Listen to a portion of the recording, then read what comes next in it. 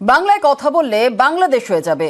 Metro রেলের কর্মীর বিরুদ্ধে এমনই চাঞ্চল্যকর অভিযোগ যাত্রীর। হাওড়ার গোলাবাড়ি থানায় অভিযোগ দায়ের করেছেন হুগলির এক যুবক। নিজের মাতৃভাষায় কথা বললেই হুমকি দেওয়া হচ্ছে, বাংলায় কথা বললেই বাংলাদেশি তকমা। এটাই হচ্ছে আজকের বাস্তবতা পশ্চিমবাংলায়। কিছুদিন আগে হাওড়া মেট্রোর এক কর্মী এক সাধারণ নাগরিককে স্পষ্ট বলে দিলেন, বাংলায় কথা বললে আমরা সেবা দিব না। মানে কি দাঁড়ালো? বাংলাভাষী হলে আপনি যেন অপরাধী, আপনি যেন তৃতীয় শ্রেণীর নাগরিক।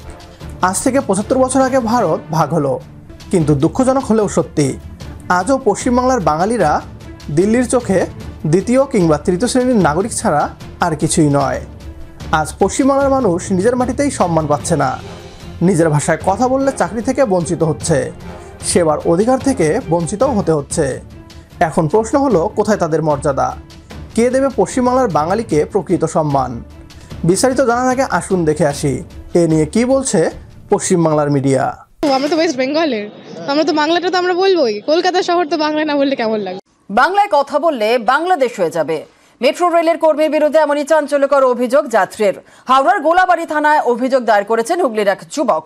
মেট্রো রেলের হাওড়া স্টেশন, এখানে টিকিট কাটতে গেলে হিন্দিতে বলতে হবে, বাংলায় কথা বললে বাংলাদেশ হয়ে যাবে। অভিযোগ, মঙ্গলবার এক যাত্রীকে এমনই নিদান দেন টিকিট কাউন্টারের এক কর্মী। আজকে এনার কাছে টিকিট নিতে এসেছি, তিনি প্রথম থেকে একটাই কথা বলছেন যে যারা বাঙালি তারা বাংলাদেশি। চলে গেল কি নাম, কি আনন্দ, অভিষেক কুমার আনন্দ আজকে আমাদের বাংলাদেশি বলেছে। কি বলে? হ্যাঁ বলেছে, বাঙালিদের বাংলাদেশি বলেছে।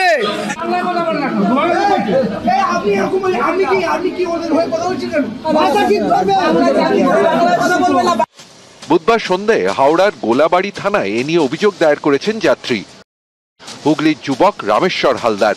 এ নিয়ে পুলিশ তদন্ত শুরু করার আগেই মেট্রো রেল কর্তৃপক্ষ তাদের কর্মীকে ক্লিন চিট দিয়ে দিয়েছে। তাদের দাবি, অভিযোগ ভিত্তিহীন। সিসি ক্যামেরার ফুটেজ থেকে আপত্তিকর কিছু মেলেনি।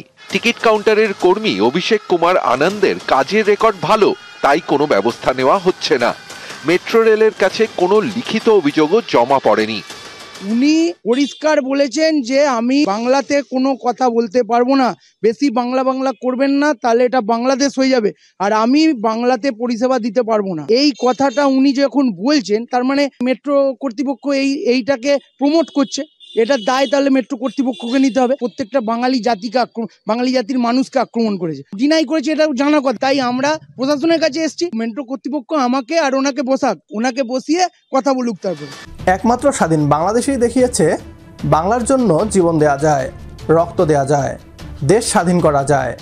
1952 সালে রক্ত দিয়ে অর্জিত এই বাংলা ভাষা আজ বিশ্বে গৌরবময় স্থান দখল করেছে। তাহলে পশ্চিমবাংলার ভাই বোনদের কেন দিল্লির দাসত্বে পড়ে থাকতে হবে? কেন তারা তাদের নিজের দেশের মাটিতেই অপমানিত হবে? আজ সময় এসেছে নতুনভাবে ভাবার। দুই বাংলার মানুষ একই ভাষায় কথা বলে, একই সংস্কৃতির সন্তান, একই ইতিহাসের উত্তরসূরি। তাহলে কেন আলাদা থাকবে? কেন পশ্চিমবাংলার মানুষ দিল্লির অত্যাচার সহ্য করবে, যখন বাংলাদেশ তাদের বুকে টেনে নিতে প্রস্তুত? দিল্লির দাসত্ব ভেঙে বাংলার মর্যাদা ফেরাতে এখন একটাই স্লোগান, দুই বাংলা এক হোক, গ্রেটার বাংলাদেশ গঠন করুক। যদি আপনিও চান দুই বাংলা এক হোক, তাহলে কমেন্ট বক্সে ইয়েস লিখে জানিয়ে দিন আমাদের। সেই সাথে ভিডিও শেয়ার করে দেখার সুযোগ করে দিন আপনার বন্ধুদের। পরবর্তী ভিডিও দেখার আমন্ত্রণ জানিয়ে বিদায় নিচ্ছি আজ। আল্লাহ হাফেজ।